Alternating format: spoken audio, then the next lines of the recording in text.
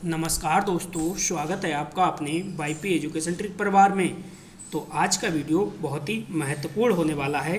देखिए, टॉपिक है आज का, वो है सिंधु नदी तंत्र। अगर आप यूपी टेट की तैयारी कर रहे हैं तो यूपी टेट ईवीएस के लिए ये देखिए, आपकी कल क्लास जो है आज थर्ड है, तीसरी क्लास है। और ये जो आप टॉपिक देख रहे हो सिंधु नदी तंत्र, दोस्तों बहुत ज़्यादा इम्पोर्टेंट है इस टॉपिक को समझना। तो ट्रिक से याद कराएंगे, बिल्कुल आपको ट्रिक से याद होगा, एक बार में याद होगा और हमेशा एक बार पढ़ोगे और हमेशा हमेशा के लिए याद हो जाएगा। तो बस आप वाईपी एजुकेशन ट्रिक चैनल पर पहली बार आए हैं तो चैनल को सब्सक्राइब अवश्य करिएगा। तो बिना किसी देरी के करते हैं वीडियो को स्टार्ट। तो चलिएगा समझिए, देखिए टॉपिक आज का स्टार्ट हो चुका है। टॉपिक क्या था? सिंधु नदी तंत्र। तो देखो यहाँ पे आपको ये समझना है, जो भारत की नदियाँ हैं, ये भारत की नदियाँ दो प्रकार से डिवाइड हैं। एक है हिमालयी नदियाँ, दूसरा है प्रायद्वीपीय नदियाँ। अब जो हिमालयी नदियाँ हैं, हिमालयी नदियाँ को तीन पार्ट्स में डिवाइड किया गया है, या कह सकते हो तीन भागों में डिवाइड किया गया है। जैसे सिंधु नदी तंत्र, ब्रह्मपुत्र नदी तंत्र और गंगा नदी तंत्र। इसके बाद देखिए, जब प्रायद्वीपीय नदियाँ आप पढ़ेंगे तो सीधे मध्य भारत और दक्षिण भारत की नदियों को पढ़ेंगे। तो ये टॉपिक भारत की नदियाँ काफ़ी लंबा टॉपिक है, तो इसलिए एक वीडियो में तो कवर नहीं हो सकता है, ठीक है। तो इसके लिए देखिए, आज पहला पार्ट है, तो पहले पार्ट में सिंधु नदी तंत्र कवर करेंगे, दूसरे पार्ट में ब्रह्मपुत्र नदी तंत्र कवर करेंगे, और जो तीसरा पार्ट लेके आएंगे उसमें गंगा नदी तंत्र कवर करेंगे, और जो चौथा पार्ट होगा उसमें करेंगे मध्य भारत और दक्षिण भारत की नदियाँ, ठीक है। अगर एक साथ कवर करोगे आप तो सब अब मिक्स हो जाएगा और कुछ भी आपको याद नहीं आएगा, कुछ भी चीज़ें समझ में नहीं आएंगी। तो इस वीडियो को आप अंत तक देखोगे तो मैं गारंटी के साथ कह सकता हूँ एक एक अक्षर आपके दिमाग में सेव हो जाएगा, क्योंकि ट्रिक से सारी चीज़ जानने के बाद, याद करने के बाद इसमें 20 क्वेश्चन का महत्वपूर्ण टेस्ट भी रहेगा। तो जब आप टेस्ट लगा ही लोगे सब कुछ कॉन्सेप्ट क्लियर करने के बाद, तो बहुत आनंद आएगा, एक एक चीज़ आपके दिमाग में सेव हो चुकी होगी। वीडियो आपको अच्छे लगे तो वीडियो को शेयर अवश्य करिएगा और चैनल को सब्सक्राइब भी करके रखिएगा। तो चलिएगा, देखिए हेडिंग हमारी क्या थी, वो है सिंधु नदी तंत्र। आज हम समझेंगे इस वीडियो के अंदर सिंधु नदी तंत्र, ठीक है। तो इसमें क्या है, थोड़ा सा ध्यान से समझना। जो सिंधु नदी है, सिंधु नदी का सबसे पहले देखो उद्गम कहाँ से होता है। तो आपको ये समझना है, सिंधु नदी का जो उद्गम है वो चीन के तिब्बत से होता है। कहाँ से होता है? चीन के तिब्बत से होता है। ये मानसरोवर झील से निकलती है। कहाँ से निकलती है? मानसरोवर झील से निकलती है, ठीक है। एक बात आपको याद रखना है, जो सिंधु नदी है, सिंधु नदी 3 देशों में होकर बहती है, जैसे चीन, भारत और पाकिस्तान। देखिए, ये चीन के तिब्बत से निकलती है और ये भारत में होते हुए पाकिस्तान में जाती है, और पाकिस्तान से जाते हुए सीधे अरब सागर में गिर जाती है। तो इसका मुहाना कहाँ पे है? अरब सागर है। ये कहाँ पे गिरती है, किस गिरती है, ये आपको ध्यान रखना है। ये गिरती है अरब सागर में। तो अरब सागर भी आपको याद रहना चाहिए, ठीक है। मुहाना कहाँ पे है? अरब सागर में। और उद्गम स्थान कहाँ पे है? तो ये ध्यान रखना है, मानसरोवर झील तिब्बत, ये आपको ध्यान में रखना है, ठीक है।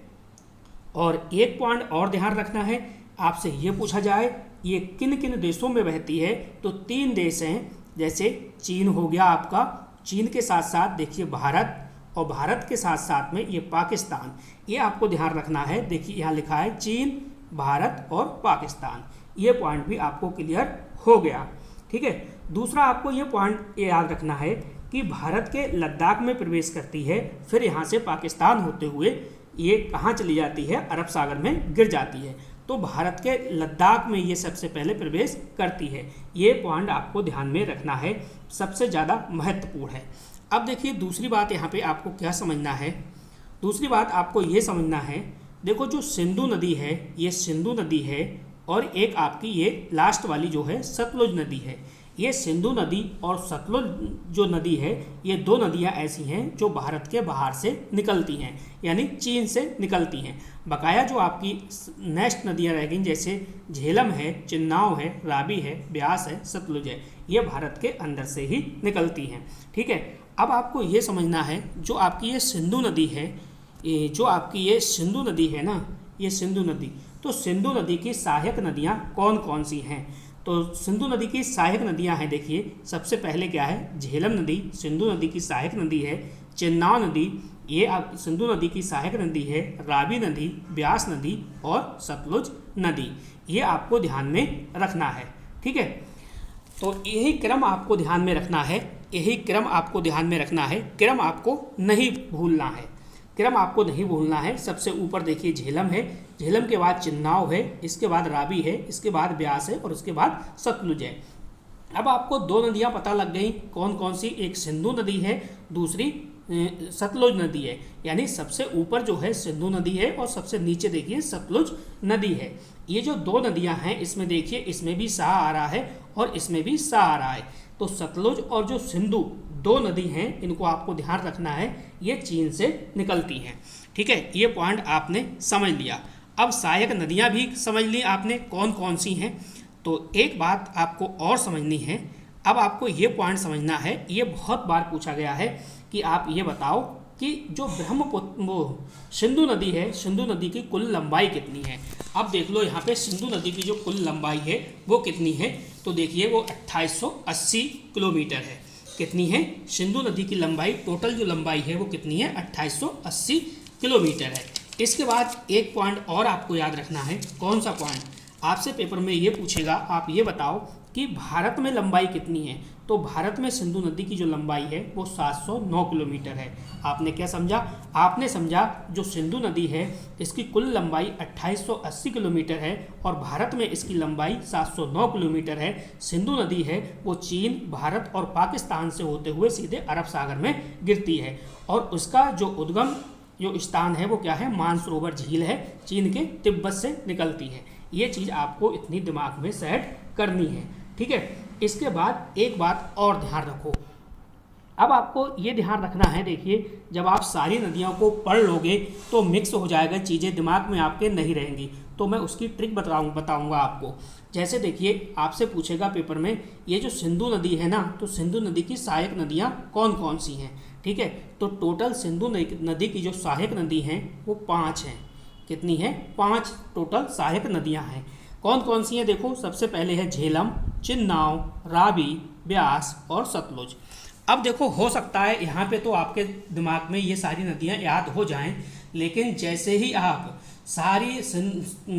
ही आप सिंधु नदी तंत्र, गंगा नदी तंत्र, ब्रह्मपुत्र नदी तंत्र और प्रयाद्वीपीय नदियाँ पढ़ोगे तो ये गायब हो जाएगा आपके दिमाग से, ये उतर जाएगा। ठीक है, पता ही नहीं चलेगा कौन सी नदी क्या थी। तो मैं इसकी आपको ट्रिक से याद कराऊंगा, कोशिश करूंगा कि ट्रिक से याद कराऊं ताकि चीज़ें आप भूलो ना। तो चलिए मैं ट्रिक से आपको ये सहायक नदियाँ पहले याद कराता हूँ। देखो छोटी सी ट्रिक होगी और कोशिश करना, एक कनेक्ट करते हैं किसी चीज़ से, साधु से कनेक्ट करते हैं। देखो ये है सिंधु नदी, ठीक है, तो सिंधु को मैं कहूँ आपसे कि आप इसे पढ़ो साधु, आप इसे क्या पढ़ो, साधु। देखो ट्रिक हमारी क्या है, इसको ध्यान से समझिएगा। जो साधु होते हैं ना, जो साधु होते हैं दोस्तों, साधु को हर कोई क्या है, झेल नहीं पाता है, क्या है, झेल नहीं पाता है। ऐसे करके कनेक्ट करके याद रखोगे तो सारे सहायक नदियाँ आपको याद हो जाएंगी।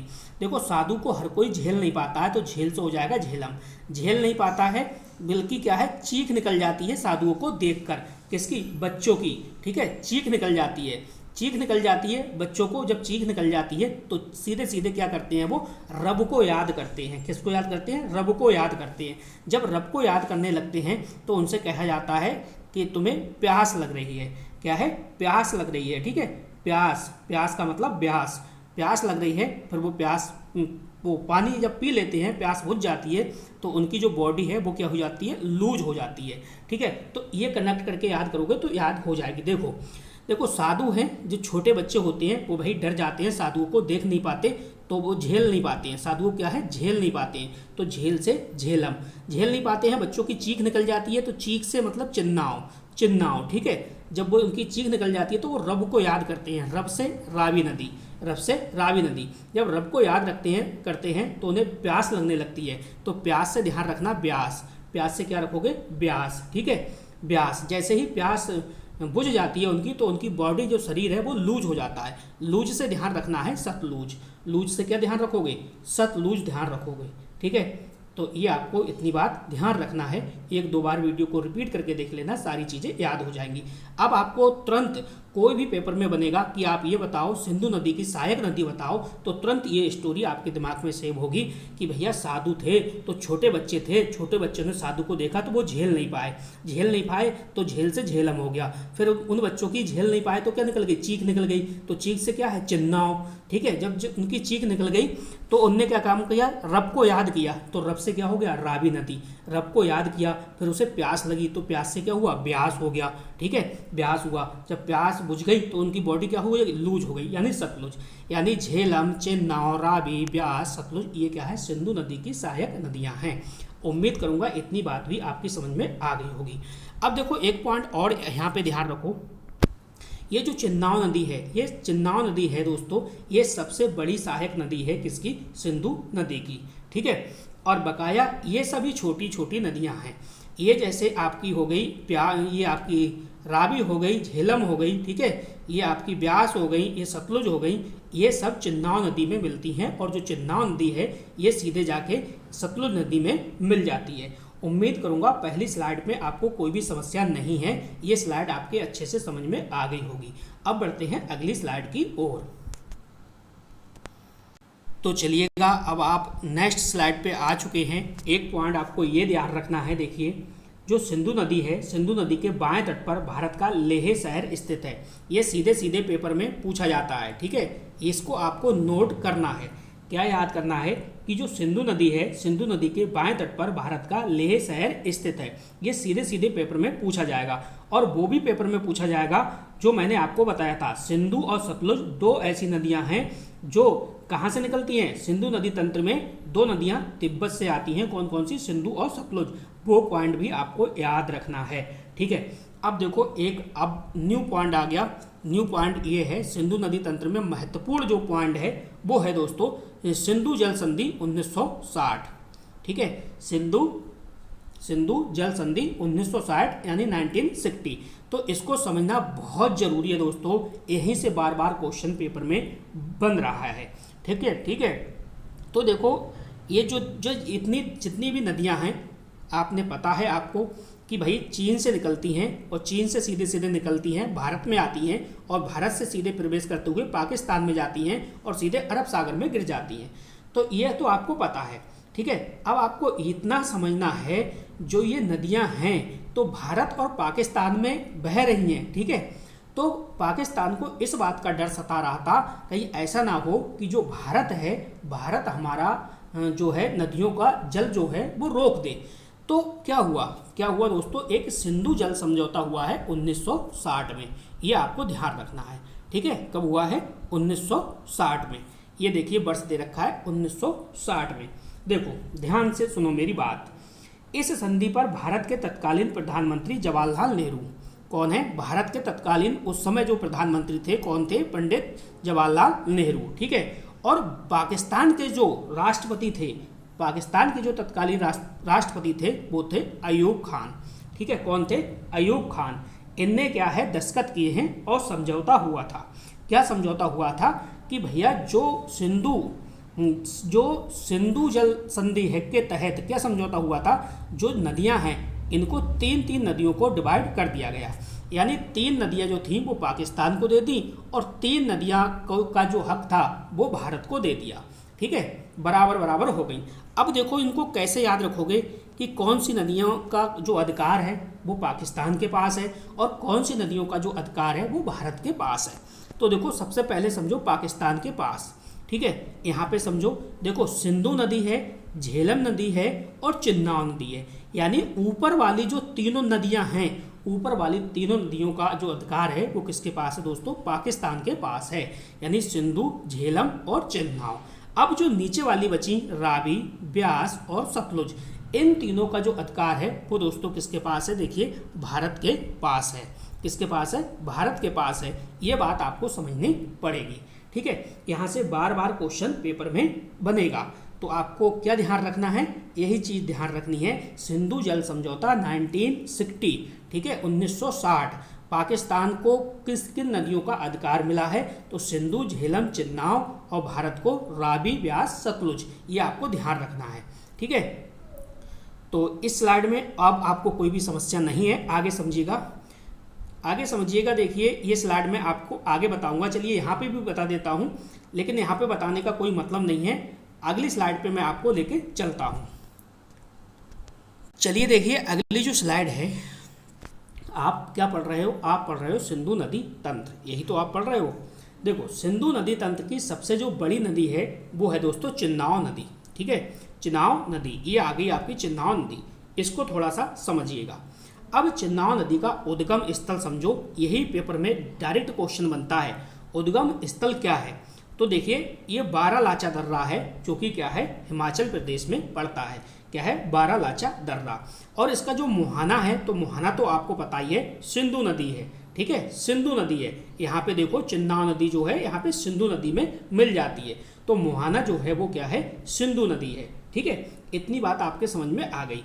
आगे समझो, देखो हिमाचल प्रदेश में चिन्नाव नदी को चंद्रभागा नदी के नाम से जाना जाता है। यानी जो हिमाचल प्रदेश है, हिमाचल प्रदेश में चिन्नाव नदी को किस नाम से? यानी चंद्रभागा नदी के नाम से जाना जाता है, ठीक है। चिन्नाव जो है वो दोस्तों सिंधु नदी की सबसे बड़ी सहायक नदी है। ये बात आपको ध्यान में रखना है, पेपर में सीधे सीधे क्वेश्चन बनेगा, ठीक है, पेपर में सीधे सीधे क्वेश्चन बनेगा, तो ये बात आपको ध्यान रखनी है। जो चिन्नाव है वो सिंधु नदी की सबसे बड़ी सहायक नदी है, ठीक है। अब एक बात और समझो, देखिए जो आपकी चिन्नाव नदी है ये चंद्रभागा नदी के नाम से जाना जाता है। तो चंद्रभागा, तो यहाँ पे समझो, देखो चंद्रभागा नदी के नाम से जाना जाता है। तो चंद्रभागा ये क्या है? देखो एक चंद्र है और दूसरा भागा है। ये चंद्र और भागा नदियाँ जो हैं ये जिस स्थान पे मिलती हैं उसी को दोस्तों चंद्रभागा नदी कहते हैं, ठीक है। ये जो है चिन्नाव नदी है, ठीक है। अब ध्यान कैसे रखोगे? चंद्रभागा और चिन्नाव, तो देखो चिन्नाव नदी को ही चंद्रभागा कैसे क्या कहते हैं, तो ये कैसे ध्यान रखोगे? देखो चा से चंद्र है, चा से चंद्रभागा है और चा से ही क्या है? चिन्नाव नदी है, ठीक है। तो ये अलग अलग नहीं है, दोनों एक ही हैं, मेरे मकसद ये है, ठीक है। चा से चंद्रभागा और चा से ही चिन्नाव, तो ये दोनों अलग अलग नहीं है, दोनों क्या है? एक ही हैं। यानी जो चिन्नाव नदी है तो हिमाचल में, कहाँ पे? हिमाचल प्रदेश में चिन्नाव नदी को क्या है? चंद्रभागा नदी के नाम से जाना जाता है। तो उम्मीद करूंगा ये भी स्लाइड आपके अच्छे से समझ में आ गई होगी। अब आपको अगली स्लाइड पे लेके चलते हैं। तो चलिएगा, अब आप अगली स्लाइड पे आ चुके हैं। देखो यहाँ पे नदी और ये है आपका उद्गम स्थल और नेक्स्ट है मुहाना, ठीक है। अब सबसे पहले इसमें देखो जो ये वाली नदी है सबसे ऊपर वाली झेलम, ठीक है, झेलम नदी, तो इसका उद्गम स्थल क्या है? तो इसका उद्गम जो स्थान है वो है बेरी नांग झील, जो कि जम्मू कश्मीर में है। क्या है? बेरी नांग झील है जो कि जम्मू कश्मीर में है। और इसका जो मुहाना है, तो मुहाना तो आपको पता ही है क्या है? चिन्नाव, ठीक है, चिन्नाव है, चिन्नाव नदी ही मुहाना है, क्योंकि चिन्नाव नदी में ही बाकी सभी नदियाँ मिल रही हैं। तो आपको ये कैसे याद रखना है? देखो आपको ये ध्यान रखना है, जो नांग होता है, नांग का विष जो होता है वो बहुत जहरीला होता है, हर कोई झेल नहीं पाता है, हर कोई क्या है? झेल नहीं पाता है। तो आपको ये ध्यान रहेगा कि जो झेलम नदी है इसका उद्गम स्थान क्या है? बेरी नांग झील है, जो कि जम्मू कश्मीर में है, और मुहाना तो याद ही रहेगा चिन्नाव है, ठीक है। तो बेरी नांग झील ये आपको ध्यान रखनी है, झेलम का उद्गम स्थान है, ध्यान रखना, पेपर में पूछा जाता है। अब देखो नेक्स्ट, श्रीनगर जो है वो झेलम नदी के तट पर ही स्थित है। यानी श्रीनगर जो है वो झेलम नदी के तट पर ही स्थित है। अगली देखिए, अगली जो नदी है आपकी वो है रावी नदी, ठीक है। क्या है? रावी नदी। रावी नदी क्या उद्गम स्थल क्या है? वो है रोहतांग दर्रा। क्या है? रोहतांग दर्रा, जो कि कहाँ पड़ता है? हिमाचल प्रदेश में पड़ता है। और इसका भी मुहाना क्या है? यानी ये कहाँ मिलती है जाके या गिरती है जाके? तो कहाँ पे? चिन्नाव, ठीक है। इसका मुहाना क्या है? चिन्नाव। अब इसको आप कैसे याद रखोगे? चलो इसको आपको इस तरीके से याद करना है। देखो रावी नदी है, रा से रावी नदी है और रा से क्या है, रोहतांग है। ठीक है, तो रावी नदी जो है वो रोहतांग दर्रे से निकलती है। इतनी चीज़ें आपकी समझ में आ गई। अब देखो यहाँ पे लाहौर, ठीक है, लाहौर जो है वो रावी नदी के तट पर स्थित है। ठीक है, लाहौर जो है वो कहाँ, किस पर स्थित है, रावी नदी के रावी नदी के तट पर स्थित है। ये बहुत बार पेपर में दोस्तों पूछा जा चुका है, स्टार लगाओ इस पर। तो इसको आपको ध्यान में रखना है। जो लाहौर है, लाहौर कहाँ पे है, रावी नदी के तट पर स्थित है। चलिए अगला पॉइंट समझिएगा। जो अगला पॉइंट है वो है सतलुज। ठीक है, क्या है, सतलुज। यानी जो सतलुज है उसका उद्गम स्थान क्या है, वो है राकसताल यानी मानसरोवर झील तिब्बत। ठीक है, और जो इसका मुहाना है वो क्या है, चिन्नाव है। ठीक है, क्या है, चिन्नाव है। अब देखो नेक्स्ट है आपका वो है ब्यास। क्या है, ब्यास है। ब्यास का जो आपका उद्गम स्थल है वो क्या है, रोहतांग दर्रा है, जो कि हिमाचल प्रदेश से निकलता है। और इसका जो मुहाना है ये सतलुज है। इसका मुहाना क्या है, सतलुज है। एक ब्यास नदी ही ऐसी है, इसका जो मुहाना है वो सतलुज है। ठीक है, और बकाया सभी का क्या है, ये देखिए चिन्नाव ही है। अब देखो इसको कैसे याद रखोगे, इसको मैं याद कराता हूँ आपको। देखो इसका जो उद्गम स्थल ब्यास है, इसका भी रोहतांग दर्रा हिमाचल है। और जो उद्गम स्थल रावी नदी का है वो भी रोहतांग दर्रा कहाँ है, हिमाचल प्रदेश है। रावी नदी का और ब्यास नदी का जो उद्गम स्थल है बिल्कुल सेम है। कैसे याद रखोगे, देखो रावी, ठीक है, यहाँ पे आ रहा है रावी। ठीक है, तो रा से क्या है, रावी तो रावी है ही है, रावी तो रावी है ही है, रावी यानी रोहतांग दर्रा। रावी से पकड़ना है, रावी से रा से रावी और रा से रोहतांग दर्रा, ये तो आपने पकड़ लिया। लेकिन रावी में देखो बा आ रहा है ना, तो ब्यास यानी रा से रब, रा से रावी और बा से ब्यास, रा से रावी और बा से ब्यास। तो रावी और ब्यास दोनों का उद्गम स्थल क्या है, कहाँ पे है, रोहतांग दर्रा है, जो कि हिमाचल प्रदेश में पड़ता है। ठीक है, इतनी चीज़ें आपकी समझ में आ गई होंगी। चलिए अब देखो नेक्स्ट पॉइंट समझिएगा, इसको समझना भी बहुत ज़रूरी है, ये पेपर में बहुत बार पूछा जा चुका है। देखो पंजाब है, पंजाब के हरिके क्षेत्र में सतलुज और ब्यास का संगम होता है, वहीं से भारत की सबसे लंबी नहर इंदिरा गांधी नहर निकलती है। तो ये पॉइंट आप अपनी डायरी में नोट करिएगा, बहुत बार पेपर में पूछा जा चुका है और बहुत ही इम्पोर्टेंट पॉइंट है। ठीक है, इसको आप डायरी में नोट करिएगा। क्या है, पंजाब के हरिके क्षेत्र में सतलुज और ब्यास का संगम होता है, वहीं से भारत की सबसे लंबी नहर इंदिरा गांधी नहर निकलती है। ठीक है, अब फटाफट मैं 1 मिनट में आपको चीज़ें याद कराता हूँ, इसके बाद मॉक टेस्ट लगाते हैं। तो चलिएगा देखिए, एक पॉइंट और नोट करिएगा, इसके बाद अपने लोग मॉक टेस्ट लगाएंगे। ठीक है, यहाँ पे देखो सिंधु नदी है। ठीक है, क्या है, सिंधु नदी है। ये बात मेरी ध्यान रखो, सिंधु नदी जो है वो पश्चिम की ओर बहती है। किसकी ओर बहती है, पश्चिम की ओर बहती है। सिंधु नदी का उद्गम क्या है, मानसरोवर झील तिब्बत है। मुहाना क्या है, अरब सागर है। कुल लंबाई कितनी है, तो कुल लंबाई है 2880 किलोमीटर है। ठीक है, और भारत में लंबाई जो है वो 709 किलोमीटर है। सहायक नदियाँ कौन सी हैं, झेलम, चिन्नाव, रावी, ब्यास, सतलुज। सबसे बड़ी नदी कौन सी है, चिन्नाव नदी है। चिन्नाव का हिमाचल में क्या नाम है, तो हिमाचल में चंद्रभागा है। और सिंधु जल समझौता कब हुआ है, तो सिंधु जल समझौता हुआ है 1960 में। कब हुआ है, 1960 में। उस समय भारत के प्रधानमंत्री कौन थे, जवाहरलाल नेहरू थे। पाकिस्तान के राष्ट्रपति कौन थे, अयूब खान थे। ठीक है, पाकिस्तान को कौन कौन सी नदियों का हिस्सा मिला हुआ है, ये ध्यान रखो। तो सिंधु है, झेलम है, चिन्नाव है, और भारत को रावी है, ब्यास है, सतलुज है। ठीक है, सारे पॉइंट मैंने आपको क्लियर करा दिए। चलिए मॉक टेस्ट लगाते हैं। तो चलिएगा दोस्तों, पहला क्वेश्चन आपकी स्क्रीन पे लग चुका है। क्वेश्चन क्या कह रहा है, समझो। देखो सिंधु नदी का उद्गम जो स्थल है कहाँ पे है, कहाँ है, ब्यास कुंड है, बेरीनांग है, मानसरोवर झील है, या फिर राक्षस ताल है। बताइएगा सही जवाब क्या है। देखो सिंधु नदी का उद्गम स्थल कहाँ पे है, ब्यास कुंड नहीं है, बेरीनांग नहीं है, राक्षस ताल नहीं है, क्या है, मानसरोवर झील है। तो सी ऑप्शन इसका सही है। ठीक है, एक एक क्वेश्चन आप चुन चुन के सही करोगे, आप चिंता ना करो। वीडियो आपको अच्छा लगे तो प्लीज़ वीडियो को लाइक अवश्य करिएगा, क्योंकि देखिए आप लाइक नहीं करेंगे तो अदर लोगों तक कैसे वीडियो पहुंचेगा। सिंधु नदी का मुहाना है वो किस सागर में गिरता है, तो बंगाल की खाड़ी में, जी नहीं। लाल सागर में, बिल्कुल नहीं। भूमध्य सागर में, बिल्कुल नहीं। हमने पढ़ा है सिंधु नदी का जो मुहाना है वो अरब सागर है। ठीक है, क्या है, अरब सागर है। तो इसको भी आप मत भूलिएगा। एक एक चीज़ याद कराने की गारंटी होगी दोस्तों, बस आपका साथ चाहिए। ठीक है, साथ क्या, वीडियो को लाइक करिए और वीडियो को अपने दोस्तों में शेयर करिए। इतना सा आपको जो काम करना है यही काम करना है। सिंधु नदी की कुल लंबाई है वो कितनी है? 3180 किलोमीटर, 2880 किलोमीटर, 2525 किलोमीटर या फिर 2700 किलोमीटर। हमने 3180 नहीं पढ़ा, 2525 नहीं पढ़ा, 2700 नहीं पढ़ा, हमने तो पढ़ा है भैया 2880 किलोमीटर, यानी बी ऑप्शन सही है। ठीक है, चलिए वीडियो को अंत तक जरूर देखिएगा, एक एक चीज़ आपके दिमाग में सेव होगी।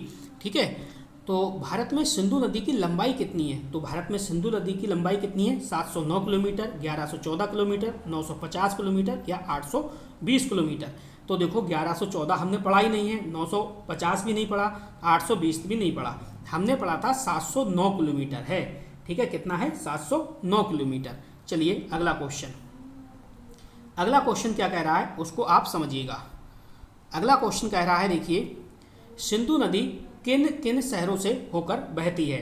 भारत, नेपाल, बांग्लादेश, चीन, भारत, पाकिस्तान, चीन, नेपाल, भारत, और भारत, पाकिस्तान, अफगानिस्तान।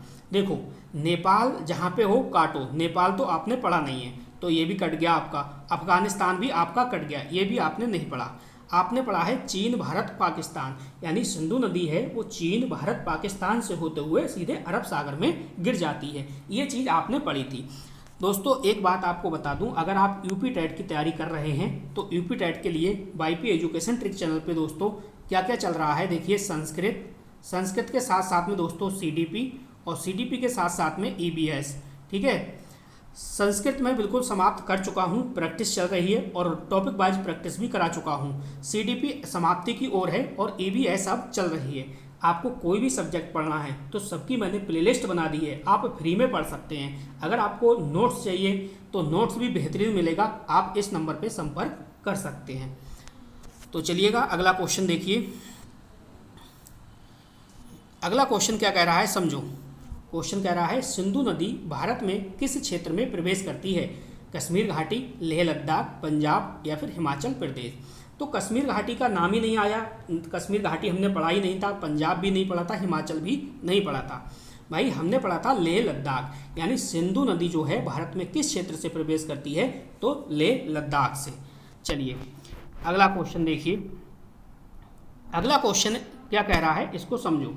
क्वेश्चन कह रहा है सिंधु नदी की प्रवाह दिशा क्या है? दिशा क्या है? पूरब से पश्चिम है, पश्चिम से पूरब है, उत्तर से दक्षिण है या फिर दक्षिण से उत्तर है। बताइएगा इसका सही जवाब क्या है। तो हमने आपको एक पॉइंट नोट करके लिखवाया था कि सिंधु नदी है वो पश्चिम की ओर बहती है। ठीक है, तो ध्यान रखना है आपको कि पूरब से पश्चिम।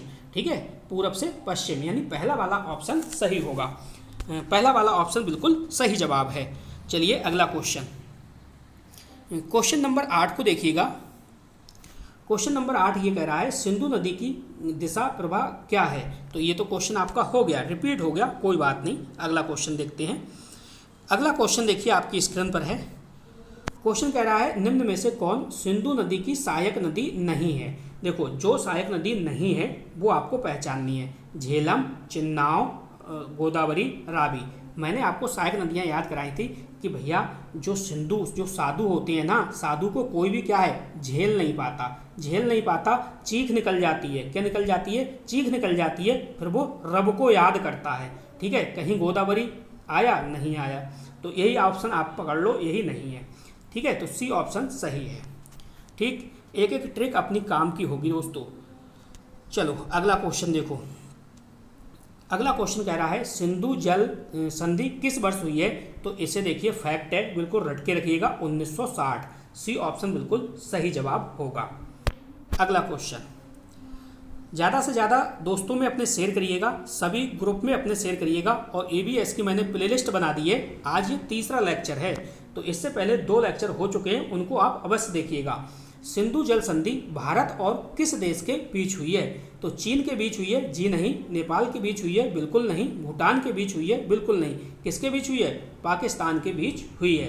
एक एक क्वेश्चन आपको वही डाला हुआ है जो सीधे सीधे पेपर में आपके पूछा जाएगा। तो चलिएगा अगला क्वेश्चन है सिंधु जल संधि के समय भारत के प्रधानमंत्री कौन थे? कौन थे? लाल बहादुर शास्त्री थे? जी नहीं। इंदिरा गांधी थी? जी नहीं। राजीव गांधी? जी नहीं। कौन था? लाल बहादुर शास्त्री। यानी बी ऑप्शन इसका बिल्कुल सही जवाब होगा।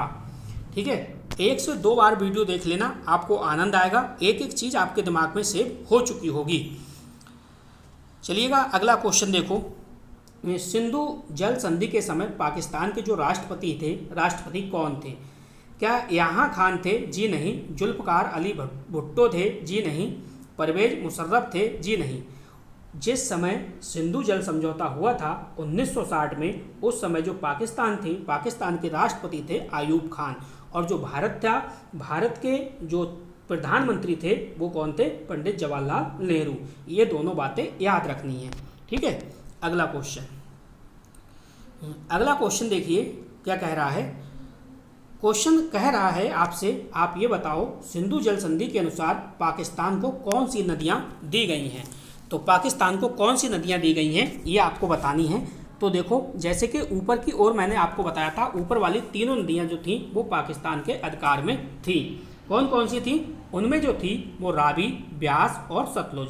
यही पहला वाला ऑप्शन सही है। गंगा यमुना, तो गंगा यमुना की कहाँ से आ गई, इसकी तो कोई बात ही नहीं हो रही है। ठीक है, और ये सी वैसे ही गलत है, डी भी गलत हो जाएगा। ये आपका पहला वाला सही है, रावी, ब्यास और सतलुज। क्या है? रावी, ब्यास और सतलुज। ये ऊपर वाली जो 3 नदियाँ थी, ये तीनों नदियाँ क्या हैं? 1 मिनट रुकिए, पहला वाला ऑप्शन सही नहीं होगा। ठीक है, मैं भी देखिए चूक खा गया। इसमें जो ऊपर वाली जो 3 नदियाँ थी वो कौन कौन सी थी? वो थी दोस्तों सिंधु, झेलम और चिन्नाव। ठीक है, ये सी वाला ऑप्शन सही होगा। ठीक है, सी वाला ऑप्शन सही होगा, सिंधु, झेलम और चिन्नाव। ठीक, ये जो नदियाँ हैं ये पाकिस्तान की नदियाँ हैं। सीधे सीधे समझो, सिंधु जल संधि के अनुसार पाकिस्तान को कौन सी नदियाँ दी गई हैं? तो सिंधु, झेलम, चिन्नाव। मैं टाइम इसलिए लगा रहा हूँ ताकि एक एक चीज़ आपके दिमाग में सेव हो जाए। ठीक है, वरना तो स्पीड से मैं करा देता तो चीज़ें आपके ऊपर से उतर जाती। थोड़ा समय तो देना पड़ता ही है, कॉन्सेप्ट हमेशा के लिए याद रहे तो उसके लिए थोड़ा समय चाहिए। सिंधु जल संधि के अनुसार भारत को कौन सी नदियाँ मिली हैं? तो अब आपको भारत को कौन सी नदियाँ मिली हैं ये आपको ध्यान रखना है। सिंधु, झेलम, चिन्नाव, जी नहीं। रावी, ब्यास, सतलुज, तो बिल्कुल सही है, रावी, ब्यास, सतलुज ये सही है। झेलम है तो झेलम नहीं है, और चिन्नाव इसमें आ गया तो ये भी आपका ऑप्शन सही नहीं है। बी ऑप्शन सही है। ठीक है, 15 का बी आपको ध्यान रखना है। अगला क्वेश्चन देखिए, अगला क्वेश्चन क्या कह रहा है इसको आप समझिएगा ध्यान से। क्वेश्चन कह रहा है चिन्नाव नदी का उद्गम किस दर्रे से होता है? अब देखो, चिन्नाव नदी का जो उद्गम होगा वो किस दर्रे से होगा ये आपको ध्यान रखना है। रोहतांग दर्रा है, नाथुला दर्रा है, बारालाचा दर्रा है, या फिर जोजिला दर्रा है? आपको ध्यान से समझना है। ठीक है, तो देखो चिन्नाव नदी है, इसका जो उद्गम है दोस्तों, इसका उद्गम है बारालाचा दर्रा से। ठीक है, ये आपका सी ऑप्शन सही होगा। सी ऑप्शन बिल्कुल सही है। चलिए अगला क्वेश्चन नंबर 17 क्या कह रहा है इसको ध्यान से समझो। क्वेश्चन कह रहा है हिमाचल प्रदेश में चिन्नाव नदी को किस नाम से जाना जाता है? देखो, हिमाचल प्रदेश में चिन्नाव नदी को किस नाम से जाना जाता है? भागीरथी? जी नहीं। अलकनंदा? जी नहीं। मंदाकिनी? बिल्कुल नहीं। क्या है? चंद्रभागा। क्या है? चंद्रभागा है। सी ऑप्शन बिल्कुल सही जवाब होगा। चंद्र प्लस भागा जिस स्थान पे मिलती हैं क्या बन जाता है? चंद्रभागा। ठीक है, हिमाचल में चिन्नाव नदी को चंद्रभागा कहते हैं। इसलिए मैं बार बार रिपीट कर रहा हूँ दोस्तों, इसलिए धीरे चल रहा हूँ कि एक एक चीज़ आपके दिमाग में सेट हो जाए, क्योंकि 1 नंबर की बहुत वैल्यू है। सिंधु नदी की सबसे बड़ी सहायक नदी कौन सी है? झेलम है, रावी है, ब्यास है, या फिर चिन्नाव है? तो आपको पता है झेलम भी नहीं है, रावी भी नहीं है, ब्यास भी नहीं है, क्या है? चिन्नाव है। डी ऑप्शन आपका सही जवाब होगा। अगला क्वेश्चन देखो, क्वेश्चन नंबर 19 क्या कह रहा है इसको ध्यान से समझिएगा। क्वेश्चन कह रहा है झेलम नदी का उद्गम स्थल क्या है? देखो, झेलम का उद्गम स्थल पूछ रहा है। ठीक है, तो बेरीनाग है, ब्यास कुंड है, मानसरोवर है, या फिर राक्षस ताल है? आपको पता है, देखो मैंने आपको ट्रिक बताई थी, जो नांग होती है, नांग के अंदर विष इतना होता है कि हर कोई क्या है झेल नहीं पाता है, हर कोई क्या है झेल नहीं पाता है। तो झेलम नदी का जो उद्गम स्थल है वो क्या है? बेरीनाग है, ना कि ब्यास कुंड, मानसरोवर, राक्षस ताल। जी नहीं। ठीक है, तो दोस्तों चैनल पे पहली बार आए हो तो चैनल को सब्सक्राइब अवश्य कर लेना और बराबर में बेल आइकन की घंटी है उसको भी प्रेस कर लेना। संस्कृत पढ़नी है तो बाईपी एजुकेशन ट्रिक चैनल से पढ़िए, एक एक चीज़ आपके दिमाग में सेव होगी। और सीडीपी पढ़नी है तो सीडीपी के लिए भी दोस्तों मैंने ट्रिक से सारी सीडीपी कराई हुई है, आप एक बार चेक जरूर करिएगा, आपके दिमाग में सीडीपी भी सेट हो जाएगी। और ये इस समय चल रही है ईवीएस। ठीक है, तो चलिएगा अगला जो क्वेश्चन है उस क्वेश्चन को समझिएगा। देखो सतलुज नदी का उद्गम जो है वो कहाँ माना जाता है। ठीक है, ये वेरीनाग है या फिर ब्यास कुंड है या फिर राक्षस ताल है या फिर रोहतांग क्षेत्र है। अब देखो यहाँ पे हो रही है सतलुज नदी की बात। किसकी बात? सतलुज नदी की बात। यानी जो सतलुज नदी है उसका उद्गम कहाँ माना जाता है, तो इसमें है सी ऑप्शन, राक्षस ताल। ठीक है, तो टोटल दोस्तों हमने 20 क्वेश्चन थे, इम्पोर्टेंट थे, वही मैंने आपको क्वेश्चन कराए हैं। और बताइएगा आज का वीडियो आपको कैसा लगा। ठीक है, और कमेंट करके भी बता दिया करो आप कि नेक्स्ट जो टॉपिक किस टॉपिक पे आप वीडियो चाहते हैं। तो बस इस वीडियो में इतना ही था। वीडियो देखने के लिए आपका बहुत बहुत धन्यवाद। मिलते हैं नेक्स्ट वीडियो में। Thank you.